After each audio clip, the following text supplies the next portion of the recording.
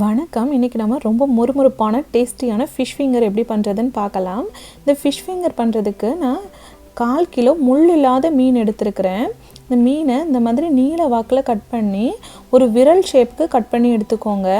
இதை 2ஆக கட் பண்ணால் நம்மளுக்கு ஒரு விரல் ஷேப்புக்கு வந்துடும். இந்த மாதிரி கட் பண்ணி எடுத்துக்கலாம். எல்லா மீனையும் இந்த மாதிரி நம்ம கட் பண்ணி எடுத்துக்கலாம். இப்போ மீனெல்லாம் கட் பண்ணி இந்த மாதிரி ரெடி ஆகிடுச்சு. இதை ஒரு மிக்சிங் பவுலில் சேர்த்துக்கலாம். அதில் 2 ஸ்பூன் மல்லித்தூள், 1 ஸ்பூன் ஜீரகத்தூள், 1 ஸ்பூன் மிளகாய்த்தூள், 1/4 ஸ்பூன் மஞ்சள் தூள், 1 ஸ்பூன் இஞ்சி பூண்டு விழுது, தேவையான அளவு உப்பு, 1லேருந்து 2 ஸ்பூன் அளவுக்கு லெமன் ஜூஸ் எல்லாம் சேர்த்துட்டு மசாலா எல்லாம் மீனோட நல்லா ஒட்டுற அளவுக்கு நல்லா கலந்து விட்டுக்கலாம். நல்லா மீனில் இந்த மாதிரி மசாலாவை தேய்ச்சி விட்டு எல்லா பக்கமும் மசாலா கோட் ஆகிற அளவுக்கு மீனில் இந்த மாதிரி கோட் பண்ணி எடுத்துக்கலாம்.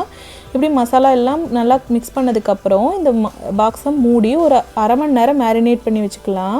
இப்போ 1/2 மணி நேரம் கழித்து மசாலாலாம் மீனில் மூடி நல்லா இந்த மாதிரி சூப்பராக ரெடி ஆகிடுச்சு. இப்போ இந்த மீனை நம்ம பிரெட் க்ரம்ஸில் லைட்டாக இந்த மாதிரி புரட்டி எடுத்துக்கலாம். புரட்டி எடுத்தோன்னா எல்லா பக்கமும் பிரெட் க்ரம்ஸ் நல்லா ஒட்டிக்கும். இந்த மாதிரி நல்லா சூப்பராக ரோல் பண்ணி எடுத்து வச்சுக்கலாம். அதே மாதிரி எல்லா ஃபிஷ்ஷையுமே நம்ம இந்த பிரெட் க்ரம்ஸில் நல்லா புரட்டி இந்த மாதிரி நல்லா ஒட்டுற அளவுக்கு ஒட்டி எடுத்து வச்சுக்கலாம். இப்போ எல்லா ஃபிஷ்ஷும் இந்த மாதிரி ரெடியாக இருக்குது. இது இனிமேல் பொரிச்சு எடுத்துடலாம். ஆயில் வந்து மீடியம் ஃப்ளேமில் இருக்கணும்.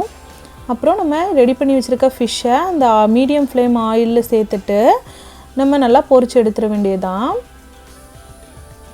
ஒரு பக்கம் சிவந்ததுக்கப்புறமா திருப்பி விட்டு எல்லா பக்கமும் நல்லா பொன்னிறமாக ஆகிற அளவுக்கு நல்லா சிவக்கிற அளவுக்கு வறுத்து எடுத்துக்கணும். இந்த ஃபிஷ் ஃபிங்கர் பண்ணுறதுக்கு ரொம்ப கம்மியான டைம் தான் இருக்கும். ரொம்ப டேஸ்டியாக இருக்கும். குழந்தைங்களுக்கெல்லாம் ரொம்ப பிடிக்கும்.